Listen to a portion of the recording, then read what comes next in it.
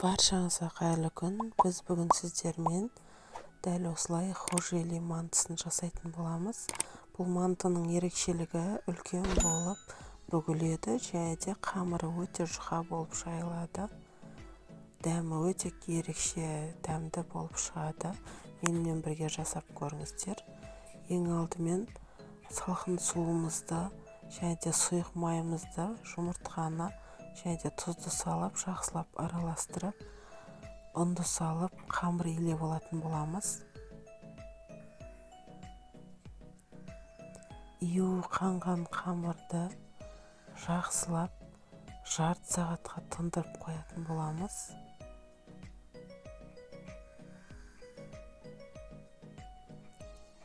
Оған дейін ішіндегі салмасын дайындаймыз. Мен тартылған етке пиязды және де картопты, қырық қабатты және де дәміне қарай тұзын, бұрышын, дәмдеуіштерді салдым. Әркім өз қалауынша әртүрлі дәмдеуіштерді және де ішіне қосатын көкөністерді өз қалауынша қоса алады.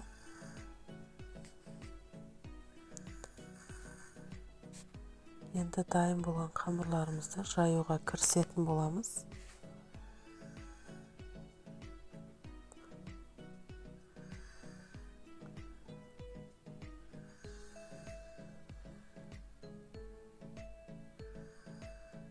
Өте жылтырақ әдемі қамыр пайда болды.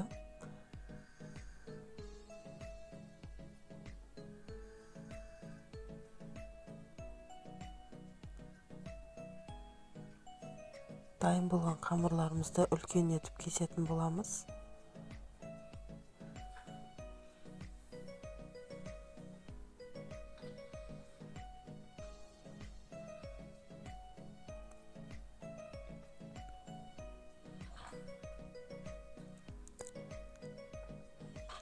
Үлкен болып жайылған қамырларымызға салмасын жайып салатын боламыз.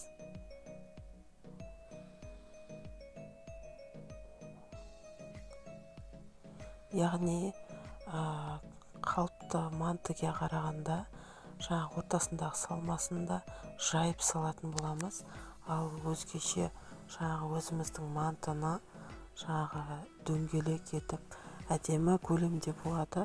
Ал бұл мантының ерекшелігі дәулігінде және де жалпағынан жайылады. Және де мантоваркаға орналасқанда да дәл осы видеодағыдай орналасады.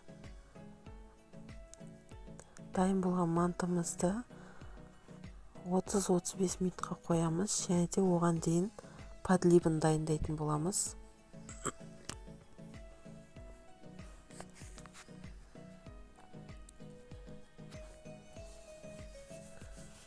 Табамызды отқа қойып, майымызды қыздырып, пиязды жақсылап сарғайғанша қуыратын боламыз.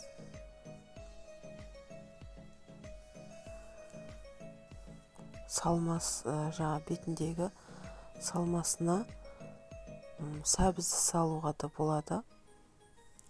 Мен пиязды ұнататын болғандықтан пиязды салдым.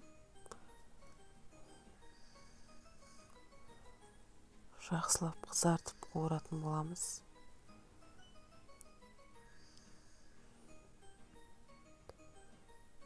Және де қызанақтарымызды да салып қуыратын боламыз.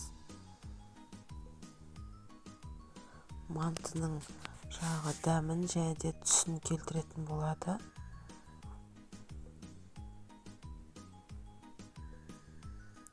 Арнама жаңадан қосылған жандар болса, тіркеліп, лайк басып, комментарий қалдыра кетулеріңізді сұраймын.